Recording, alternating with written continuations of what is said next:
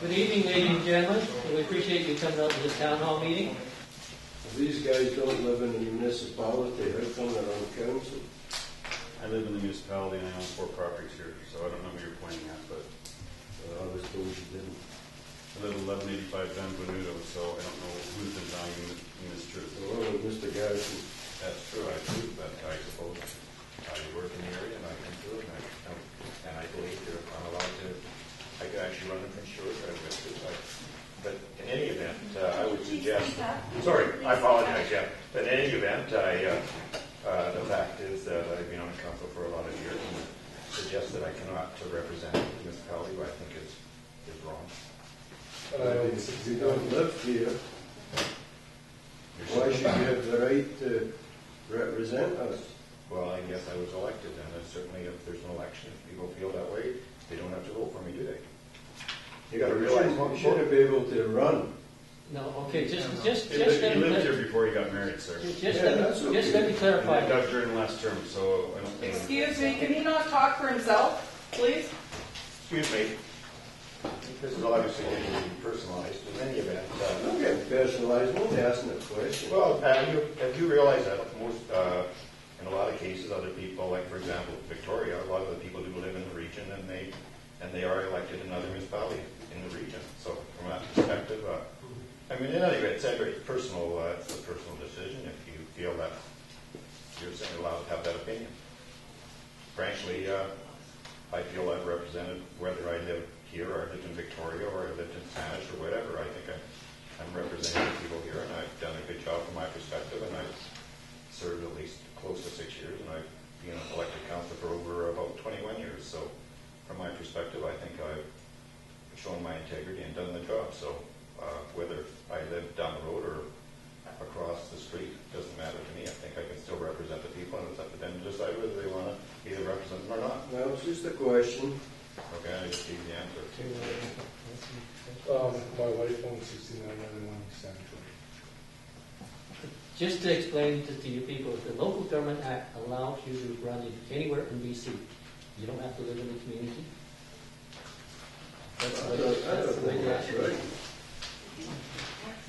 Okay, lady behind.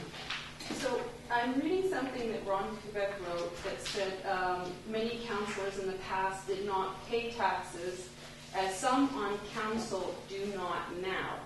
So I'm just wondering which councillors you're referring to now. I understand you do not live in municipalities, as you just stated, so that would mean you, as far as on your personal residence.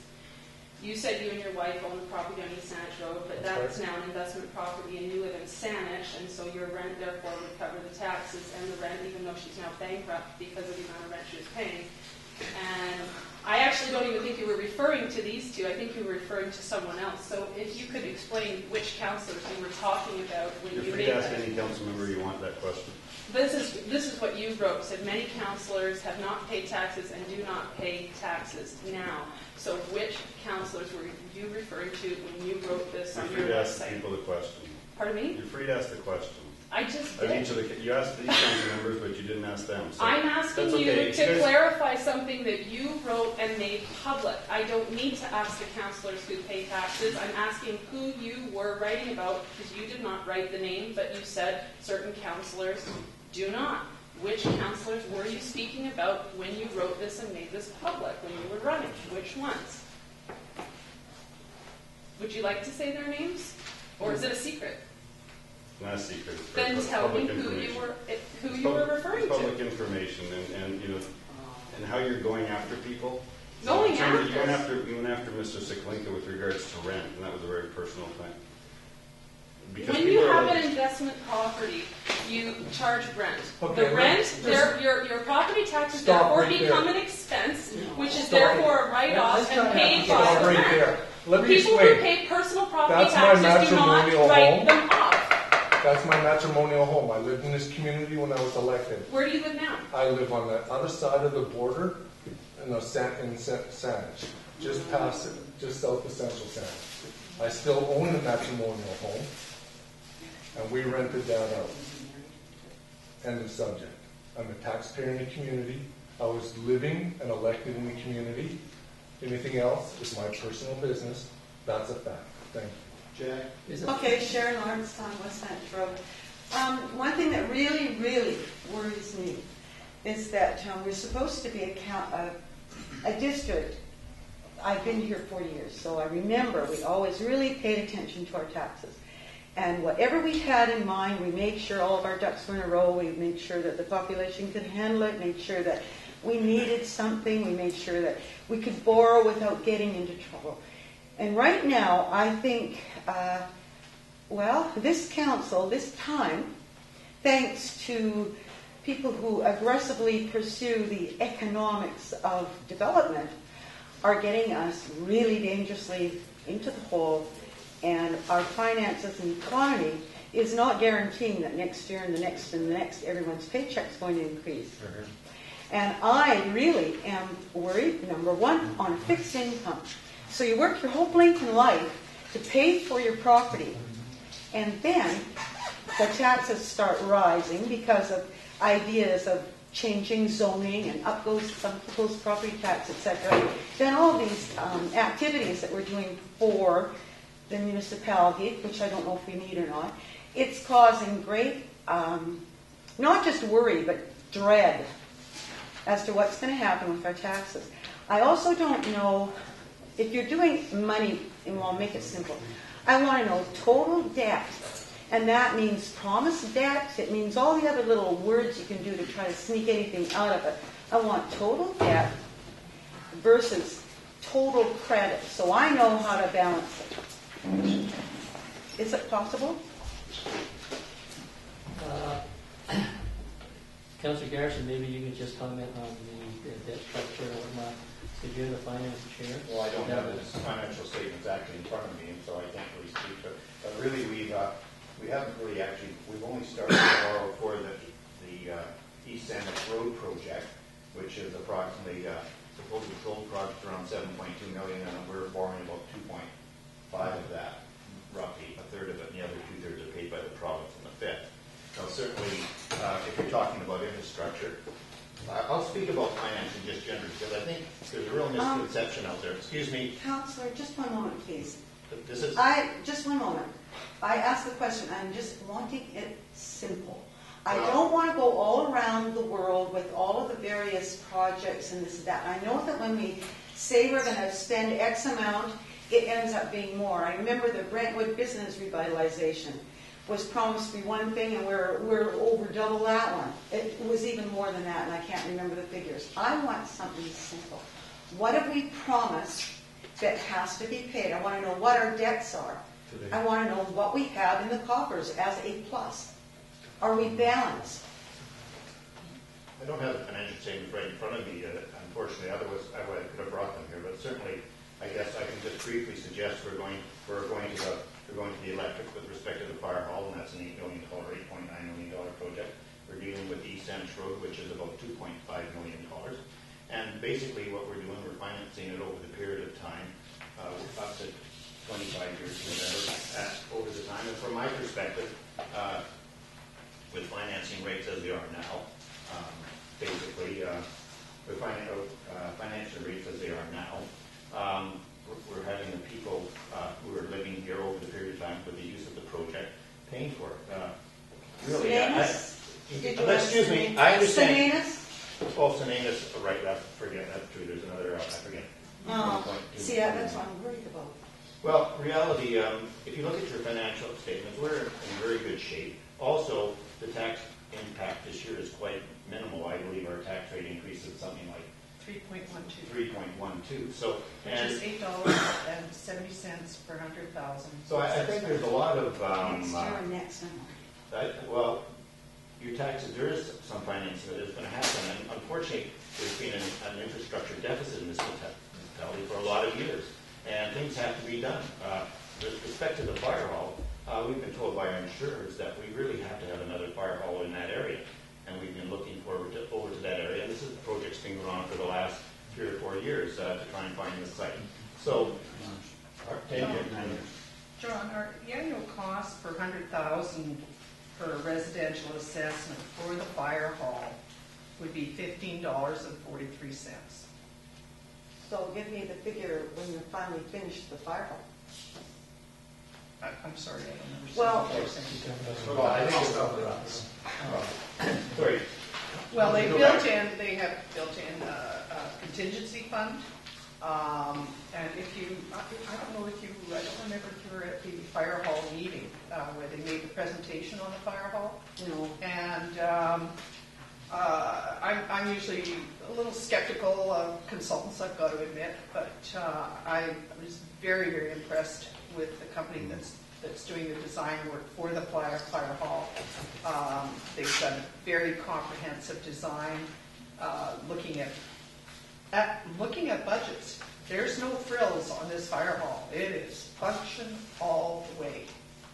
And really, I wish if people want to pick up this that was in the newspaper, it really gives a good indication of what's Even trying going to on- You know, I haven't brought an argument about how you've judged the plans and you know, how the fire hall is earthquake proof, etc. That's not what I'm worried about. Well, and that's I'm why worried I about thought if our it could finances. relate to $15.43 per 100,000, I think to me, as a resident, that brings it back to a personal level. Then I know, okay, my house is worth this much, these many 100,000s. So if I multiply that 1543 by that number, that tells me what my tax increase for that fire hall is going And to that's be. what you're saying for next year for the fire hall. That would be the increase only for the fire hall. Correct. Okay, well, let Councillor Kubic answer that. He's The, a building manager. When we had the public meeting on the fire hall, the average cost per property, based on the average property value of $505,000 in Central Saanich, would be about $78 a year to about $6.25 a month.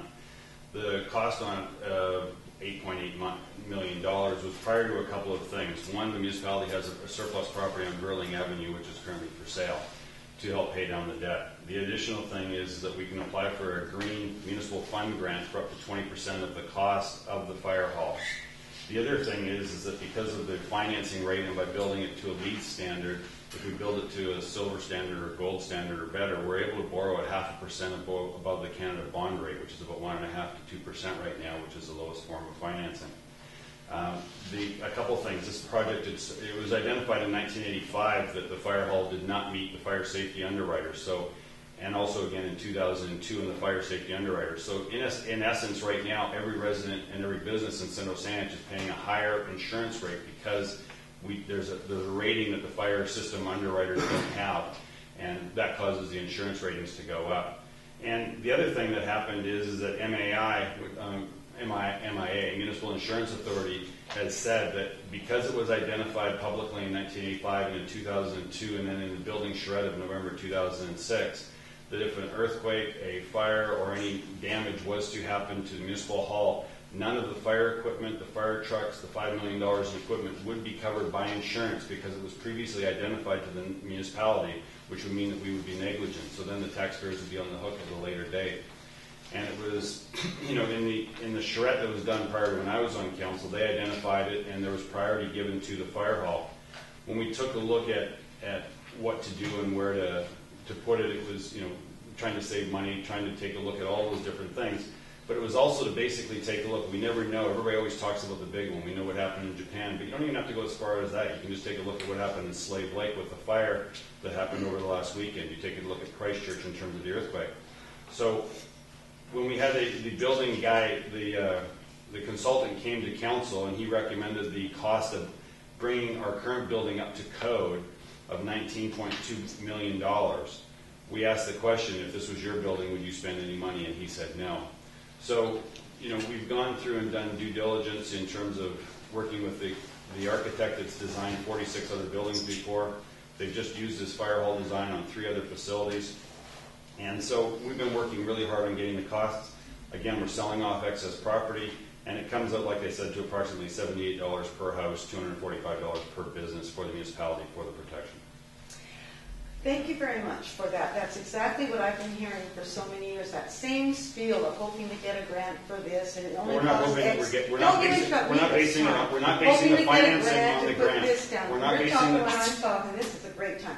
You're the one also that wrote in the PNR that people who don't want to go for this are misrepresenting the facts. I want all the facts. I want them out in the open. And after hearing this spiel, which is what I've heard for so many years, I want a referendum. Maybe we'll get some facts out then. Well, I just wanted to ask, I went to the fire hall meeting. Oh, sorry. I went to the fire hall meeting, and the fire chief said that they are taking half of the equipment and moving it to the new location and keeping half of the equipment at the old location? No, I think that's true. Okay, so- There was possibly 2 fire trucks at the satellite at the hall, Yeah. and the rest would be coming over. So there's going to be some equipment left at the old hall. There'll be 2 Okay. fire trucks. Okay, so Plus we have are we going to fire- have more money asked to get that seismically taken care of so that, you know, nothing crushes that equipment that's left over there? The 2, okay, there's going to be a satellite built next to the museum to hold these 2 vehicles in. So we haven't, I've not heard anybody say how much that's going to cost. That's coming through, I think, with the facilities building. Monday night, public, municipal hall, police building report. Because it's not been mentioned. Up until I actually asked this question, in all the meetings that I've been to, it's not been mentioned about how they're going to take care of the equipment that they're actually leaving at the old site, considering the insurance guys have said that they will not cover it if there's an earthquake or whatever. I'll try and explain it to you. Where the existing fire hall is now, we have a large amount of time to be able to service the Tanner Ridge, Keating, and the southern boundary. So Why? what the experts have come in and said, and they've done evaluations, they've timed all of the routes and that for response, and they said we need to put the fire hall down in the area near where it's going to go now, but we still need an additional satellite in that existing area, our municipal hall, so that we can service that in the municipality. In other words, we have a large municipality, we have 1 fire hall, and we can't get to all corners of it. And a life safety issue, life safety is first and paramount before anything. So they've said, split it up so you have 2, so you can service all of the areas in the community. That's best served to the citizens, and it's the best served for life safety issues. And that's always the priority when doing the fire hall. So I'm just reading here again, sorry, Mr. Quebec, but it says that back in 2008 you said that our existing fire hall is seismically unsafe and that you would take a look at private and public partnerships so the cost to the municipality is reduced or even nothing. So now we are looking a couple years later, borrowing $9 million, which may be to some people with a lot of money reduced or nothing.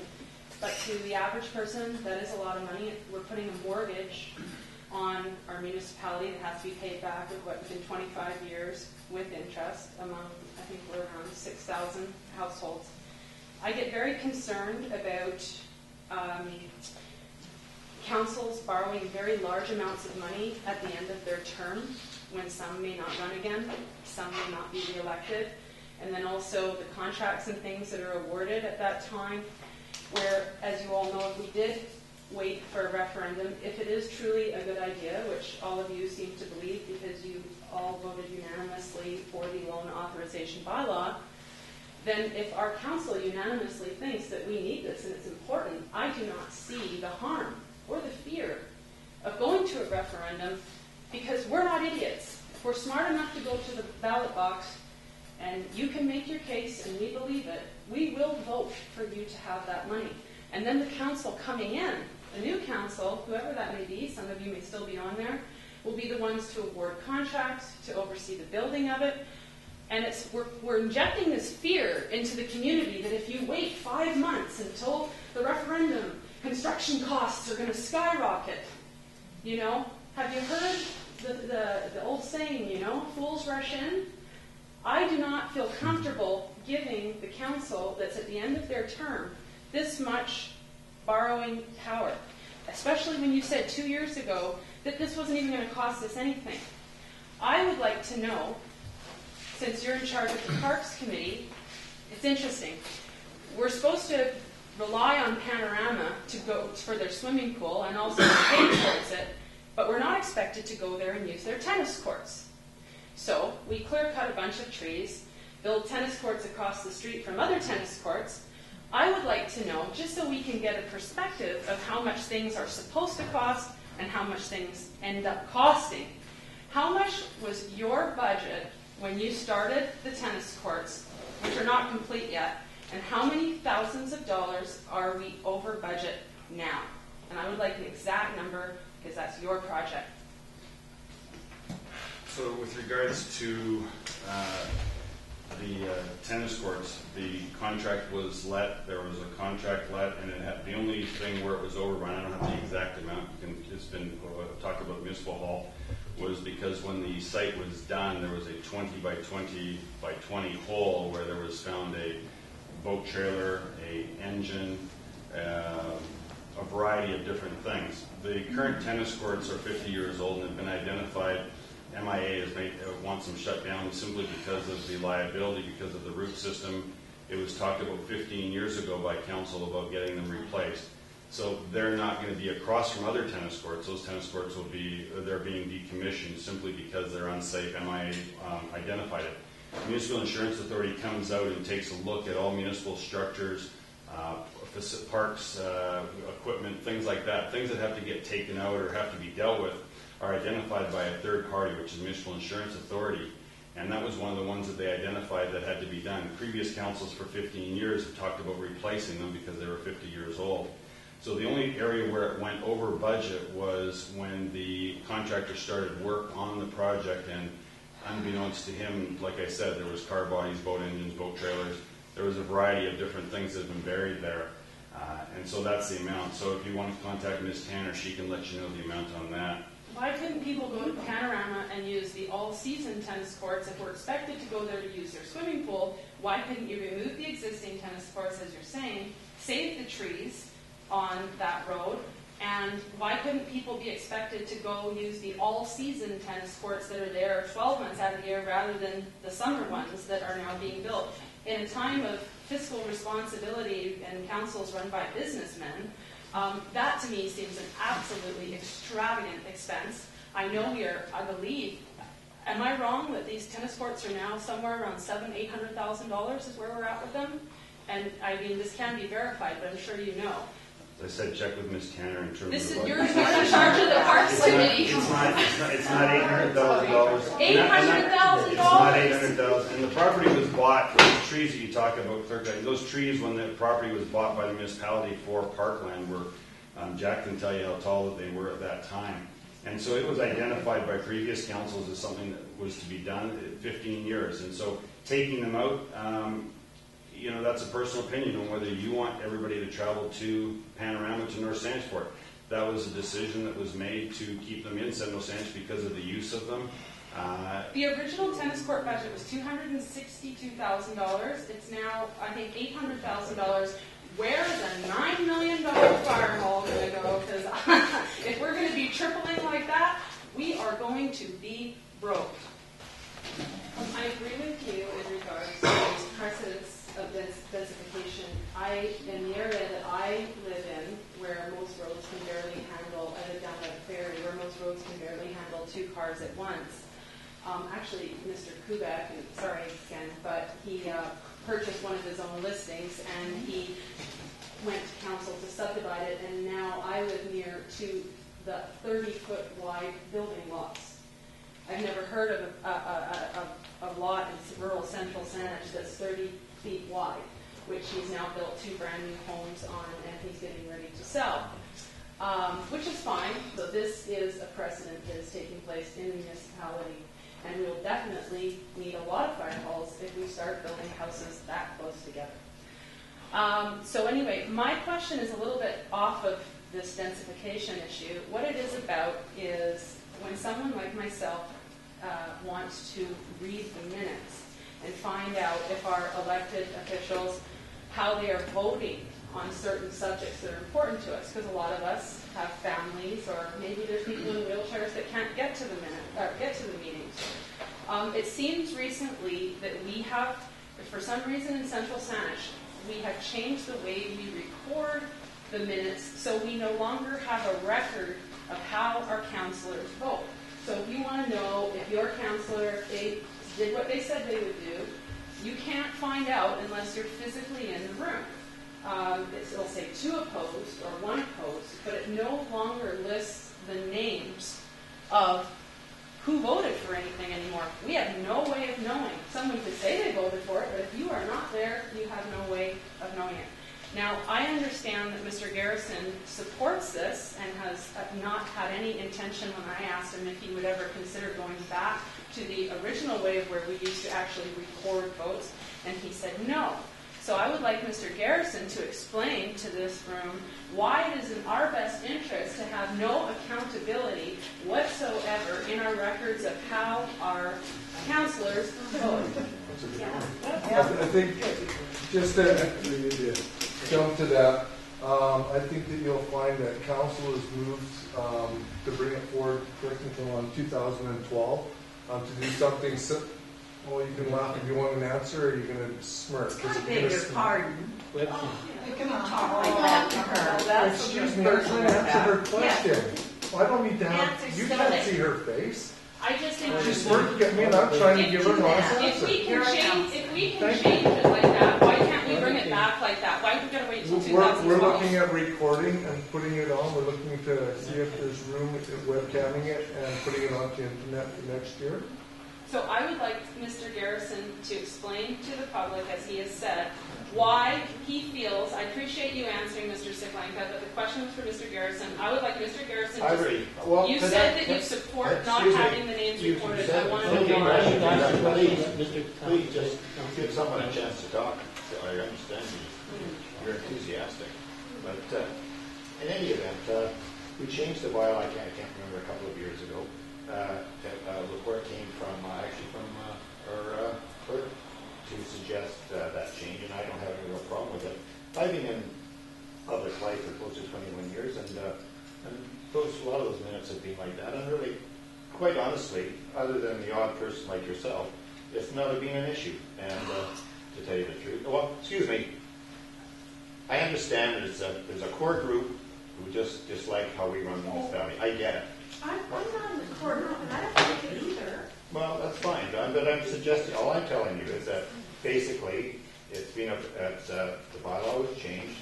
There hasn't been a real big issue with it, and basically over the years, not a lot of people have really been a concern. There's a concern for a number of people. It's easier for the staff when they're doing the minutes, so they don't have to spend a lot of time doing that, querying about who voted how, as long as they know that the majority voted and number opposed. So personally, I don't see it as a big issue. Obviously, you do, that's fine. But to me, it's been a non-issue for about 21 years, and quite honestly, I still think it is. I could not find anywhere in the minutes where anything was voted on to change the way the minutes were recorded, other than at the first council meeting of this session, you put forth a motion to remove the names of the movers and the seconders, which Kubek and Siklanka seconded, and then that was on the very first council meeting. But this happened before that, and when I go back to the minutes to find when that happened, it didn't appear to me that anything was voted on to change the way it was recorded. It appears to me that... It was done by council decision. It was a council decision, so it was not, but it was not a vote. It was not a bylaw that was changed or voted upon. It was just a decision that council made, I assume, and they went to the clerk and said, you're no longer recording the same way you've been recording it for years. Why would the council make that decision to change the way things have been recorded for decades and no longer have accountability or your names in there anymore? Excuse me. Why? I told you that. No, you never told me why. Why? Why was it important enough to change? No, it probably wasn't important enough that the clerk did a report. She looked at other municipalities as well, and it was a concern of the municipality, actually the clerk, in terms of making sure the votes were recorded correctly, and it wasn't deemed basically that important or that necessary to have the names in there. Council agreed at the time. The majority of council agreed. And now the new rules are, if a member is voting against the motion, they can ask their name to be recorded. They can ask, but if they don't want to, they don't have to be, they don't have to have I accountability understand or you recorded. disagree, but council's made that decision. I understand that you don't like it. I get that. Fair enough. It's your I think Councillor Olson and I brought up doing the webcam scenario. It's going to be looked at in the 2012 budget. North Saanich has now set a precedent of starting that off, so we'll look to see how that works for them, and we'll readjust it at that time. And does that mean that you will not allow individual people to come in and do their recordings, and we will have to rely on the recordings of the government, or are we going to be restricted once you do that? We've never stopped anybody from But is recording. that an idea? No. No, there's not. Because we don't, we have now stopped allowing recording at committee meetings, is that not? You're allowed to know. Any That's form of Mr. council, committee or council meeting. But we used to allow recordings at those meetings, right? And we don't anymore? There's no change to council meetings at all. But at committee meetings, we used to allow recordings, and we have now since stopped that? I said council, meaning where there's a form of council, which includes the committee meetings. Committee meetings are been taken off. We're actually talking about the APC. Well, the APC, for those type of meetings, I think she's talking about. Okay. Because you used to be allowed to record, and now no longer are you allowed to record at those. I don't think we actually had a policy. What happened was we thought that it was worth creating a policy, to be clear. And part of the thought that went into that process around the APC, which is not council, is these are volunteers that are appointed by council, and they're not political appointments. And so there's not a political accountability in those roles. They're just citizen representatives. But it's still a public meeting, though, right? Absolutely, and you can attend those meetings by all means. But we felt, since they're volunteering for the community, it's a different level of scrutiny that's appropriate for people who just wish to volunteer in our community and give sort of a broad perspective of how they see a proposal and help to shape it in the early stages of the proposal. Well, that's why. If we can find a reason, though, to ban recording at a public meeting, then essentially we can find reasons to also ban recording at other public meetings. It's a very slippery slope when you start to go down that road. And I think that all public meetings should be allowed to be recorded, and if those people do not feel comfortable being in front of the camera, then they don't have to volunteer for that position. So we did put in an allowance in there that actually people could request to videotape APC meetings, but it had to be by agreement of the committee. So it is in there. Pardon me? You can, but you can with permission in advance. That's correct, yeah, from the membership, yeah. Mr. Duncan? Mr. Mayor, this actually is a theme that's troubled me for some years with respect to a number of our social institutions. And I think there is a trend that I've observed for greater access by the public to the decision-making process. We're seeing cameras sneaking their way into the courtroom in certain circumstances. North Saanich, Councillor Saanich mentioned as an example. I've been annoyed for years that council chambers and school board, the school board room, are so small, and that's not a criticism of this council. It's just perhaps the value that society places on attendance at those things. All of which I offer by way of really a question to Councillor Siglenko by way of follow-up, because I want to understand if the council is serious about looking at the webcam or the recording visually approach. And if so, why does it have to wait till 2012? North Saanich seemed to do it relatively quickly. So I guess my question is, does there have to be a delay? Is there any idea on the cost? I would, and finally, I'd encourage council to move in those kinds of directions, because I think that's the trend, and I think the public would appreciate that. So is that clear, Councillor? There was a general consensus that the council was interested in the technology. Staff is researching it and gathering information on it. The costs this year weren't in the budget. It had come up around budget or just after budget. I can't remember exactly when it was, but council saw fit to research it and to look at it at next budget to make sure that if the costs are reasonable and there's value to the citizens of the community, that it would be enabled if council votes on it then and passes it. So it's an interest to the community. It's an interest to council, and we're looking at it right now, and that's all I can tell you. So forgive my ignorance, but why 2012? There's a cost, it isn't a couple $1,000s or whatever. My understanding is the cost can be in excess of $16,000, something like that. Don't hold me to that. But there is a real cost to this, and it's just not enough, something that you can just pull in there and net table. At the same time, there are interest groups that are taping us and putting it on the internet. So Well, I'm not so much interested in them. I like this if it's going to happen. And forgive me for going on, to be officially sanctioned by council. well, it's something that we're looking at now. It's really interesting. We'll see how it gets going. And Mr. Dunn, you said that the chambers are small. Don't forget that building's over 40 years old. That's why they're rebuilding it, and it'll be a bigger chamber. The whole thing will sit about 75 people. Well, encourage it when you go to UBCM meetings, Jack, for the rest of the world to do that too, because except for maybe Vancouver, every chambers I've been in, every council chamber seems to be inadequate. And now, to be fair, and I am running on here, but to be fair, not everybody comes down to committee meetings and council meetings all the time, but by golly, when there is an issue, it's a problem. So, thank you.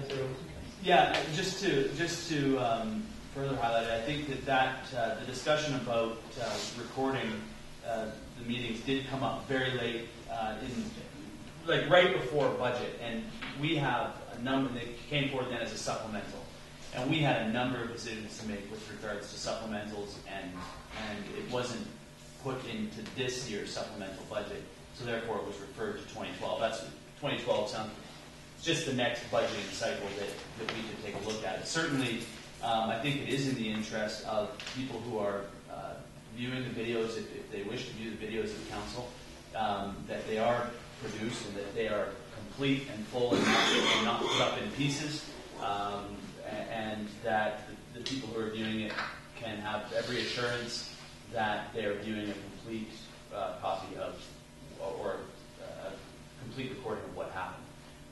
And I think that that's important. And so I definitely spoke in favor of it, and will continue to think that we need to record those meetings. And I wasn't being critical. I want to offer my encouragement. Yes, another question. I remember, I forget how many years back, 5, 4, the idea of the City Hall, the police station, and the fire hall, you were thinking it would be something, as I recall, between 21 and 23 million to have those three rehoused. Do you remember that? Yeah. Do you know what sort of, what kind of data do you fall on to figure out how big a place should be, how many people should be hired for? Is it per population or what? Like how many police should you have? Or does it depend on how safe we are and good we are? It was the consultant that did that estimation. But what is there something across Canada that is a standard? I don't So that we think know there is, what- because you fit it to your community needs. Right now, actually, our facility is actually too small for the number of staff we have, and actually, we're so tight that we can't hire more staff because there's no room to put them. And the current then we'll get a bigger the place current with more proposal money is to now do to that. have the same number of people working in the administration, as well as also the number of policemen that we have. And the building that we're building is talking about now 2 stories high, and 70% of the upper floor is only built to that side. My request was, if you're going to build 70% and only build it to the current number of administration people, why not build that second story the same as the first floors that we have an extra? I think they figured out about 2,700 square feet extra for future expansion. And is that being thought of in the same spot? It will be in the very same spot that if you move forward closer to the sidewalk, or to the sidewalk. So when are you proposing that? When would that come up? Well, there's a meeting on Monday between the police department, the police board, and council to bring them up to date. The consultant, the architect, is 70% complete on the project. Go ahead. My question is, I'd like to get updated on where council is at in regards to the allowing the secondary suites without the owner occupancy aspect to it. Now, we passed the, now according, I think I was at the meeting when it was first brought up, the council meeting, and I believe Mr. Marr reminded council that it was passed that we would allow legal suites. Everybody, I believe there was a poll taken, but we would allow legal suites in central Saanich as long as the owner lived in the home. Now, council has a council-based initiative. From what I understand, what Mr. Garrison had said at that meeting was, actually I was impressed with what Mr. Garrison said, is he was not in support of it because it was not something that was mentioned is you live in the house and you have your tenant above or below you, and you have a vested interest in who you're living with them. Or you can rent out the whole house. Those are your two options as a homeowner. So you rent out part of it and live in it, or you can move away and rent out the whole thing. What council would like to do is make it legal to put two families in there. So like this woman here who's complaining about cars all over the place in the legal suites. That's just the beginning. The only advantage I can see is if you buy and sell real estate that you would probably get a lot of customers because now you can come to Central Saanich and instead of only getting $1,400, $1,600 a month for your house, you can rent out both floors and get $2,400, $2,800 a month legally. I cannot see the benefit to the community. Some people on this council have said it's a way of providing affordable housing, but still, the rental rates are still going to be high because that's pretty much determined by the market, and it's also determined by the value of the house that you're renting. So and of course some people know, I know someone who actually works in affordable housing and says that that is just not the right way to go. So I would like the councillors to tell me who are in support of this, how is baiting and switching the community where they voted for something based on the owner living there, and now you're taking the most critical aspect of it out and allowing two families to live in there. How is that helping the community? And why are you doing this if no one in the community came to you asking to do that? Yeah, I think Councillor Bryson was first. Yeah, I'd like to just comment. I heard some, I'm going to label it as fear around an absentee landlord situation, and where the suite and the residence might be rented out, both units, and the owner be off island. I think you said, it's perfectly legal for people to rent out whole houses in our municipality and not to be living in our municipality at this point. So it's very common, in fact, that people own revenue properties in the municipality and they don't live here. So that situation already exists. And with respect to the illegal suites, this would not be a situation where there would be a different rule for illegal suites. Illegal suites are still illegal, and it would only be suites that actually have been legalized through the building inspection process that this would apply to. It wouldn't apply to illegal suites. So those comments are just to redirect. And with respect to the difference between, it provides more rental accommodation in the community, obviously, if two units can be rented out. It provides for transitions where perhaps, like often one of the benefits that we saw with secondary suites was that it provided flexibility in housing where perhaps even a senior might move into the suite themselves and rent the house out, but benefit from the social arrangements that happen with people living together and helping each other out, or even child care with single parents, etc. There's flexibility there.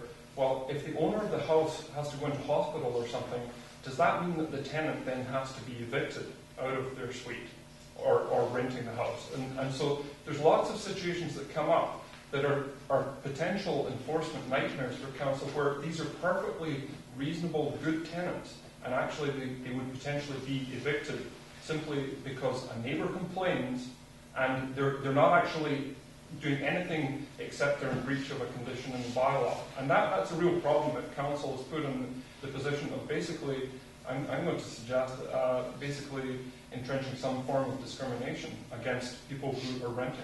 And personally, I don't want to be in the position of having to evict perfectly good tenants when they're not breaking any laws. So would you be then, since this does have, huge ramifications on our communities, would you then be open to, say, putting it on the ballot this fall and asking the public if they are in favor of removing the owner occupancy aspect to the secondary suite bylaw, so therefore it is done in a democratic way and you're taking into consideration the feelings of everyone? Would you be open to doing there is that? going to be a public hearing if this moves to that stage, and I believe that's coming up. Yeah. But would you consider putting it on the ballot in the fall election? Well, we could make all the decisions of council go to ballot in the fall. That's not what we do. We make decisions and we're accountable to the electorate. And so my point is that this is something that we've identified as being a potential problem. At least I feel it's a potential problem if we're evicting people based on the discrimination between whether they are property owners or property renters. And I don't see that that's a reasonable way for society to conduct itself, quite honestly, as to whether it's a form of ownership. You said there's going to be significant problems. It's a huge change for our neighborhoods. I need you to tell me why you think this is going to be a very significant difference when properties already can be rented out completely. Well, I feel that it seems that council really did the right thing and went to the community when considering the secondary suite bylaw, and they wanted their input and took polls and this and that. But now, when we want to change a key element of that, it's, well, we don't need to ask the community for every little thing we do. I just don't understand that. So you are going to be asked. In fact, there's a public hearing and there's an opportunity for you to speak on this. So hopefully you'll come out and voice your opinion, just like the rest of the community will. What day is that hearing? June 6th. June 6th. No, it's not Monday.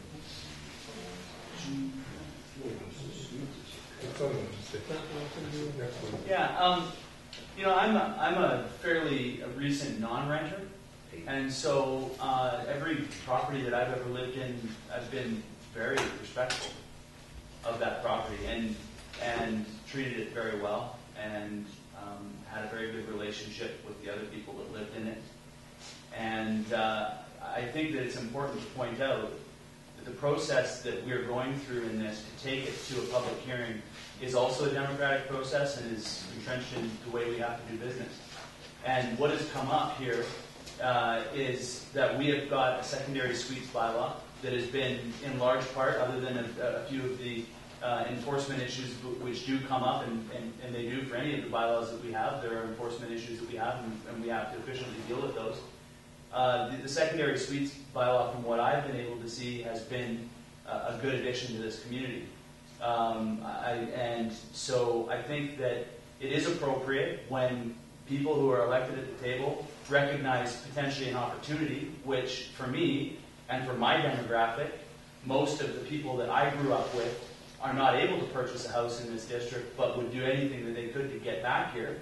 And I know that because I talk to them, and they don't live here. They live in Langford, but they or in another part of our region, but they're Central Saanich kids who want to raise Central Saanich kids.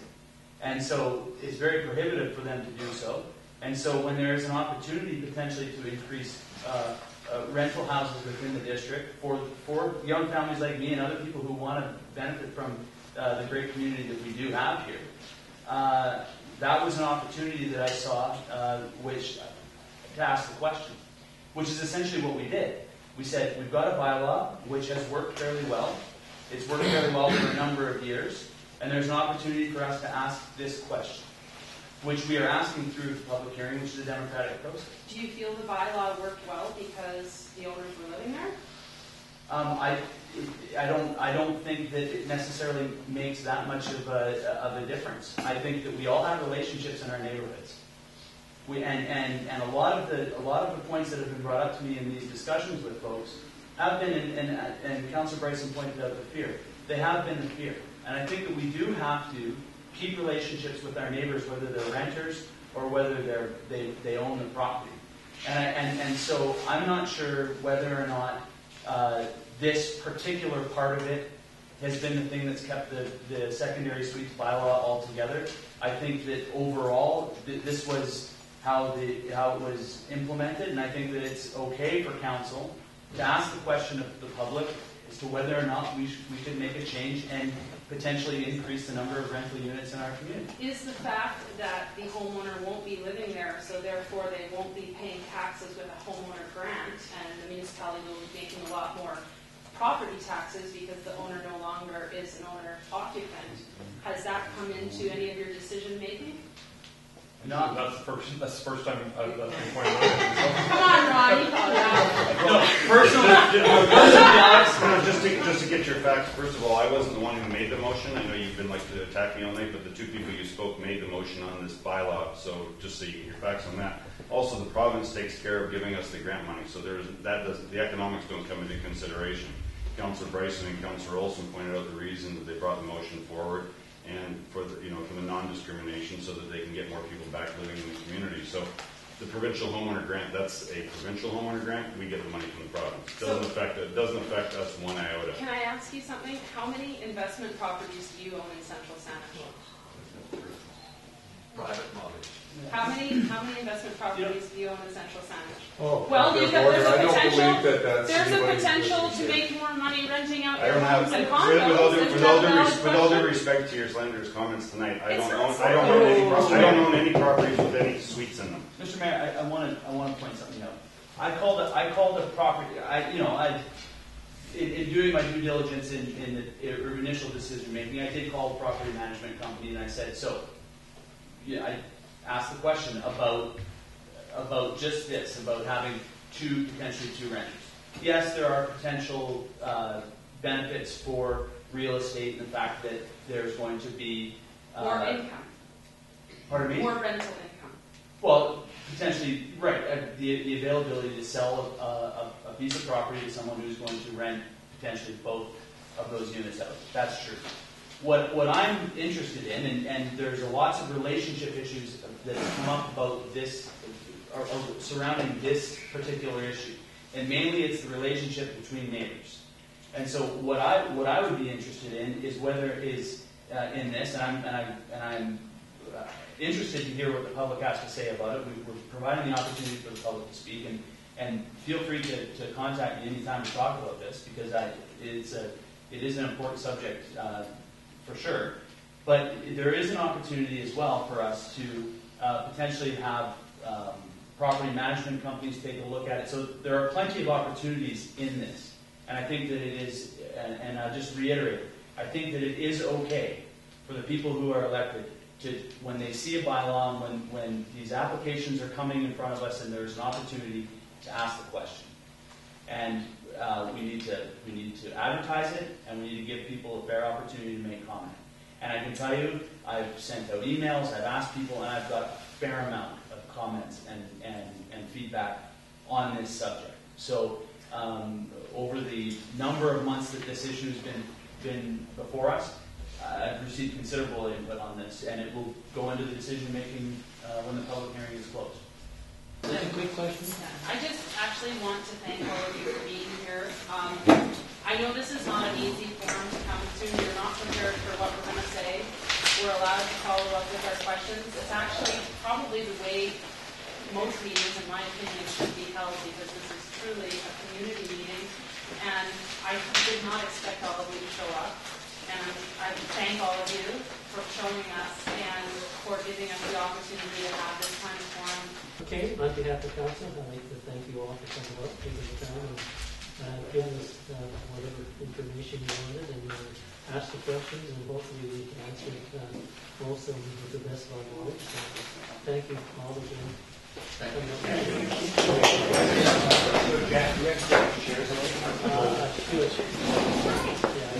you.